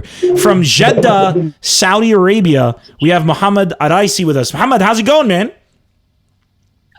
Hey, man. How are you? I'm doing good, dude. Muhammad, you're calling us from Saudi Arabia, and Saudi Arabia is one of the biggest consumers of online content in the world. Per capita, I believe, like it's like the highest percentage population online consuming content. So what is some content that you have really enjoyed in particular, would you say, or had an impact in your life one way or another? Actually, it's funny enough, Reddit related. I have been on Reddit for more than 9 years now. Wow. And one of the most famous viral posts ever on Reddit, and you can Google it, anyone can Google it. I'm Googling it right now. What's the post? What's the post? Yeah, it's basically, it sums up by this saying, which is today you, tomorrow me. You can easily find it if you just type. No, I wrote. Hold on. Stay. Hold on. I got to share this with everyone. I just typed it. I said today you, tomorrow me. Okay. Yeah. What is today me, tomorrow you? Today you, tomorrow me. Know your meme. Hold on. This is a fucking meme. Wait, I'm trying to find. It's not a meme, but basically because it's a viral post, they designate it as a meme. It became a series on Reddit. Apparently, I'm not being able to find. Jesus, it's become so. So where do I sum it up very easily? Yeah, sum it up. Basically, the story. Yeah, it's the story of some guy, an American. His car broke in the middle of the nowhere. A truck passed by. A couple of cars passes by. No one stopped for him. Then a truck full of maybe illegal immigrant, maybe legal immigrant, but they were Mexican. They stopped for him. They were a family, a man, a woman, and I think 3 kids. Uh-huh. The guy doesn't speak any English, but he offered to help him. His young daughter speak a little bit of English. Yeah. So she was translating for him, and she helped the guy. He helped the guy fix the car or the tire. So I know this story. You posted this. You found this story and posted it on Reddit. No, I didn't post it. I just upvoted it and shared it. But it was one. At the time, it was one of the biggest stories. Okay, wait. You're saying you said you made one of the biggest stories on Reddit. You just upvoted one of the biggest stories? Sorry. I think there was a mix-up, or maybe the voice is not clear. No, I didn't make any. I was tried like, a lot to make some posts. Because you're and English. nothing This going. is so funny because you're saying you're like, it's the story of the guy and the woman, and I'm looking at the English of the post and it's immaculate. It's like the best English I've ever read in my life, and I'm like, how did this guy make the post? And now dude, and you just uploaded it. Well, actually, I got what you're write saying. better than I You're talk, you're, so you're this is basically bad. what you were saying is this is a piece of content that affected your life. Is what you're saying, and I Exactly. understood it Almost as every other day passes by, I just remember this story for some reason. It's really a beautiful affected me story. emotionally. I apologize to everyone. I understood that you made this post, so I was looking at it through that lens. But it's I'm it's a sorry. beautiful story. It's called Have You I'm Ever? sorry. It's called. I wish I did. I would No, have. no. It's called Have You Ever Picked Up a Hitchhiker? And it's a story of somebody they pick up as a hitchhiker. They think he's a criminal. Turns out to be a really dope dude. This is too good. That's a totally different outcome. This is too funny. This is too funny. Oh my god. Oh, this was too good. Listen, man. And if I posted that story, I've been your guest instead of the other guy. Man, listen, Muhammad, thank you so much for calling in. That was a very entertaining call. I appreciate you, man, and thanks for listening to the podcast. I hope you're enjoying it. Of course. Thank you for taking my call. Have a good day. Take care. Bye-bye.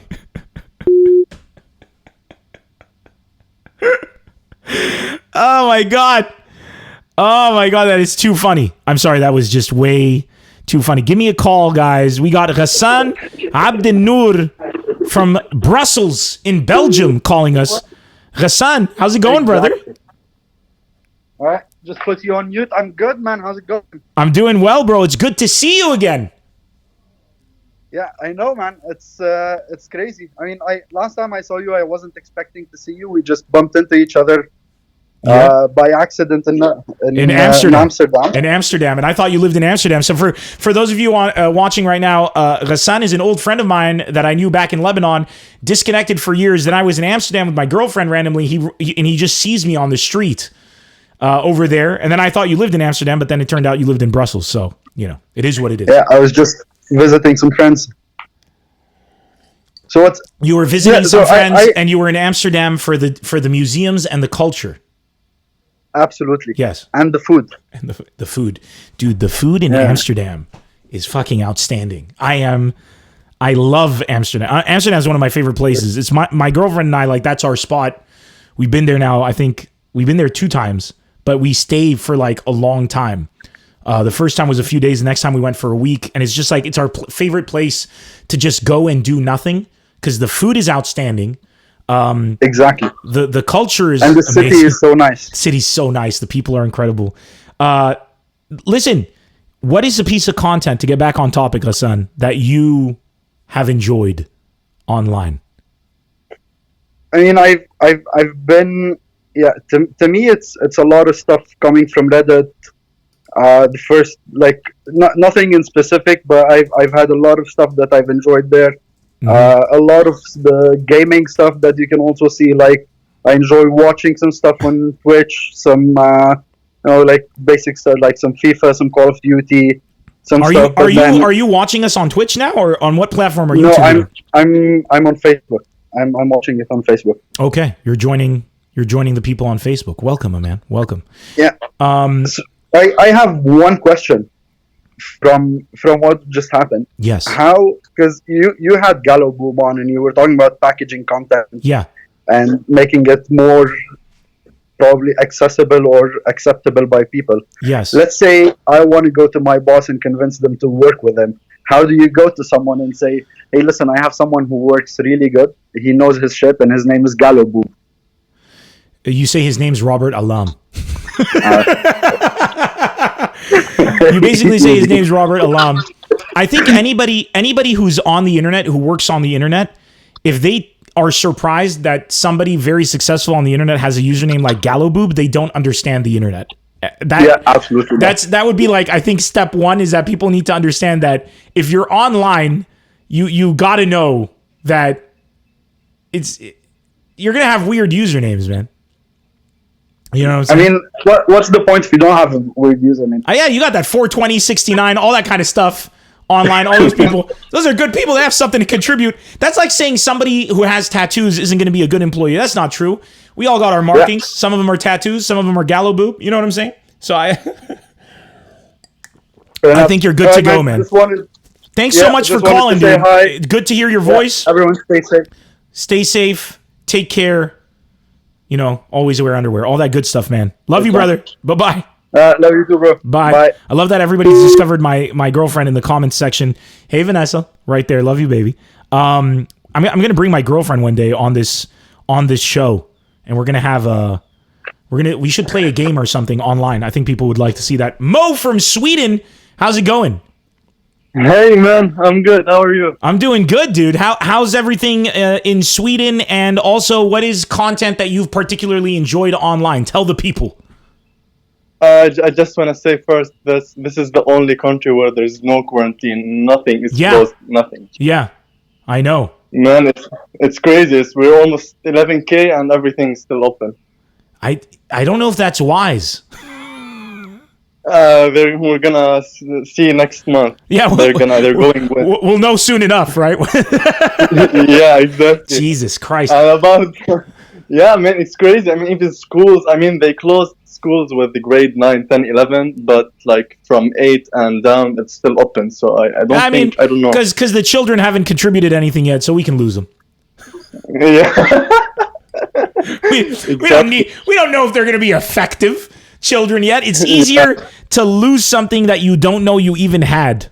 You know what I'm saying? I guess that's their philosophy. Yeah. If they're a doctor, scientist, we can't lose those people. But these kids, they could just end up being shit posters online, so they're dispensable. Okay, I understand. Yeah, don't worry, Zainab. We'll get another one. So tell me, what's a piece of content that you enjoy online? Basically, it's a platform, and like in this quarantine, I mean, I am quarantined. I don't know about other people. As you should be. But without TikTok, man, nowadays, TikTok! I won't survive. Oh my God, I won't survive. The cancer of the internet, according to some people. What is it about TikTok that you love? It's the content, man, everything. Like it's lip sync, but I mean, it's funny. Do you do TikToks yourself, or are you a lurker? Do you view, or do you talk? Do you TikTok?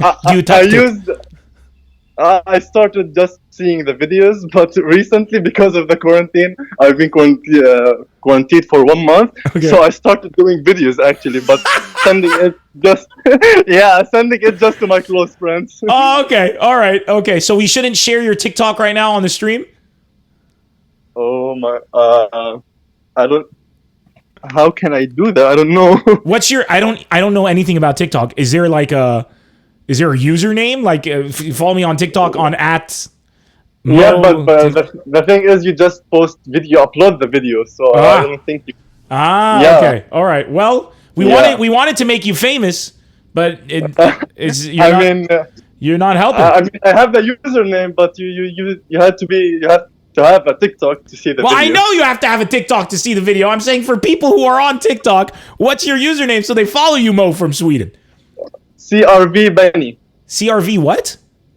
Benny. BENNY. Why? Basically, when I bought my car, which is CRV Honda, okay. There's a poster in the window which said Benny 1950 till 1982 or something, and now my friends know me because you bought a used car that had somebody who died as a sticker still in. Yes, exactly. And now because there's a lot of CRV in like Lebanon, so now my friends know me. If there's Benny is here, so Mo is here.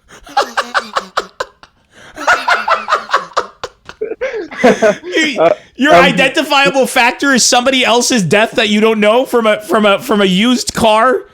This is This is why I love taking phone calls. I would never. If I wrote a character like you in a movie, people would be like, do something that people could believe. Listen, Mo, or Benny, CRV Benny on TikTok. Go and follow him. The kid sounds original. Dude, thanks so much for calling. I appreciate it. Stay quarantined. Thank you so much. Stay man. safe, Thank man. you. Stay safe. You too. Bye-bye.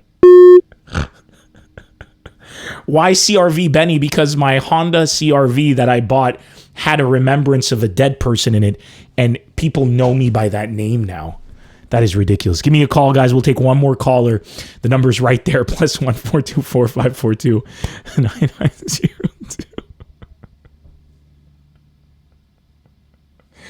I'm sorry. This is too funny, guys. All right, we got time for one more. Did I press something wrong? Oh, we got a good friend of the show right now. It's Carla Nucka. Carla, how you doing? Hello? Hello, Carla? Hello. Hi, Carla.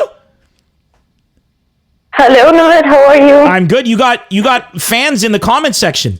Oh, I hope he calls Russia. Is Russia online, guys? Let me know. Carla, how you doing? 40 missed calls later and I'm here. 40 missed calls. Is that how many? Let me take a look. Holy shit. Those are... Look at you. Look at that. That's Carla. That's dedication to the show. Look at these missed calls, people. Look at these missed calls. I'm so glad you got through. How are you doing? And what is a piece of content that you enjoy, or a platform or something online that you can share with people? Actually, I've been reading a lot of poetry online. Oh, another... What is this? Myself. What is this with poetry? Did you hear the guy who called earlier talking about poetry as well? He said you should check out the Poetry Pot or something? Yeah. No.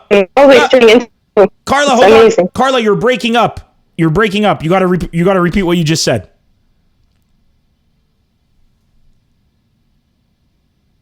No. Did we lose Carla? Carla, can you hear us?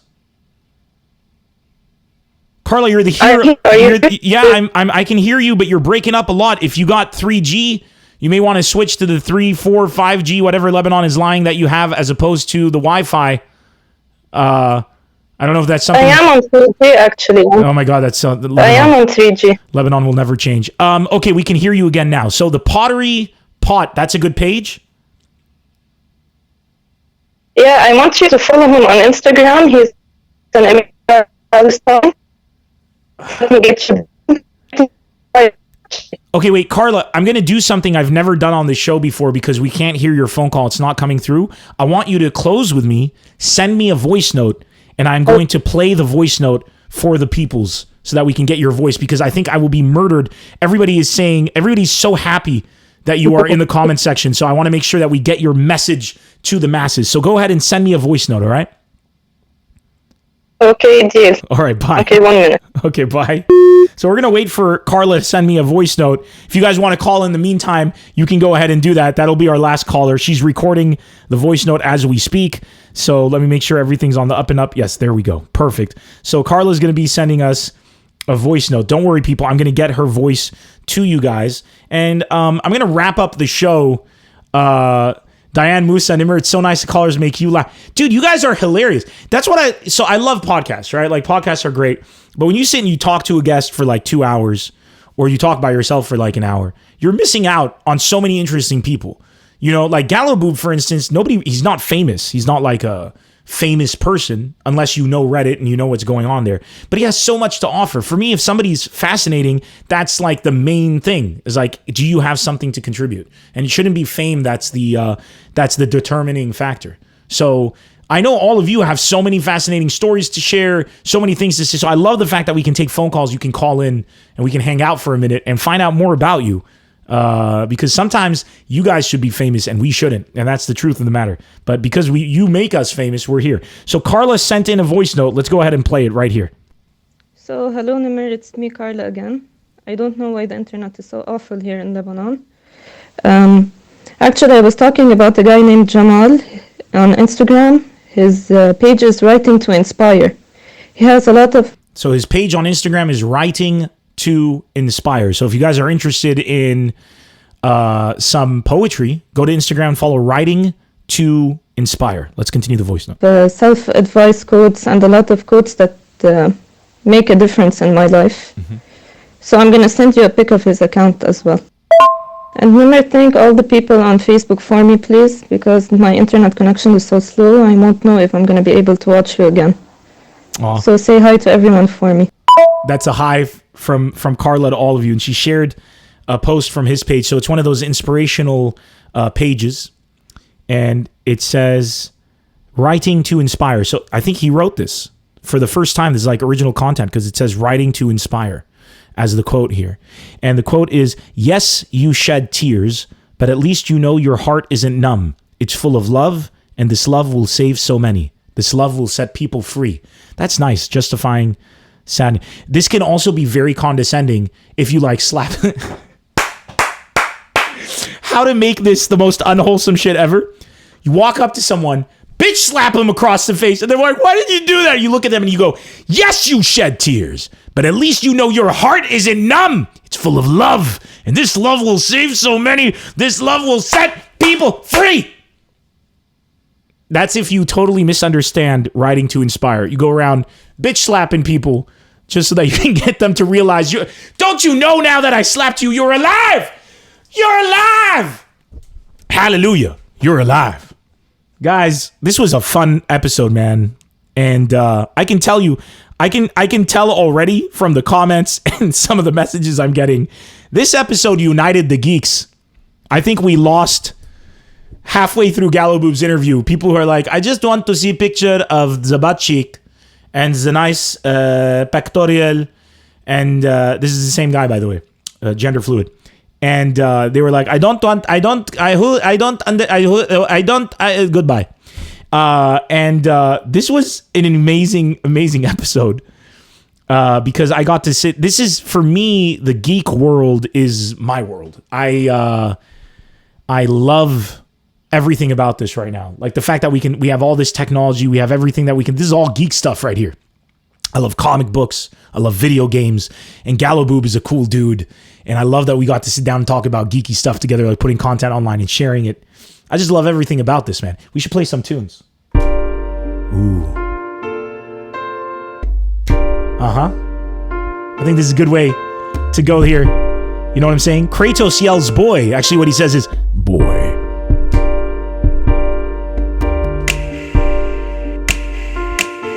Some beautiful tunes, man. I'm in a good mood because of you guys. I want to thank you guys for all the support you show this platform. You guys call in, you stick in the comments, you give respect to our guests in more than 99% of the cases. And really, this whole thing is just, it keeps growing. And I honestly think that we're onto something really amazing here. What I love the most about what we're doing is we're building a community. So whether you're on YouTube, Facebook, Twitch, or Twitter, you're all joining us here on the chat and we're becoming friends and we're building something incredible. So that's pretty much it. If you're on YouTube, be sure to subscribe. If you're on Twitch, be sure to follow. If you're on Twitter, same thing. Facebook, same deal. And do a deep voice closing. You got it. I just want to say thank you to all of you for tuning in. You know, at the end of the day, all we have is one another. And sometimes we forget that that's all we need. From my heart to yours, I would like to wish you all prosperity, success, good vibes, good times, to the rhythm. Yeah. I want to make sure that you all realize you're loved. But first and foremost, make sure that you love yourself. Because if you do not love yourself, then you cannot love others. So masturbate. No, okay.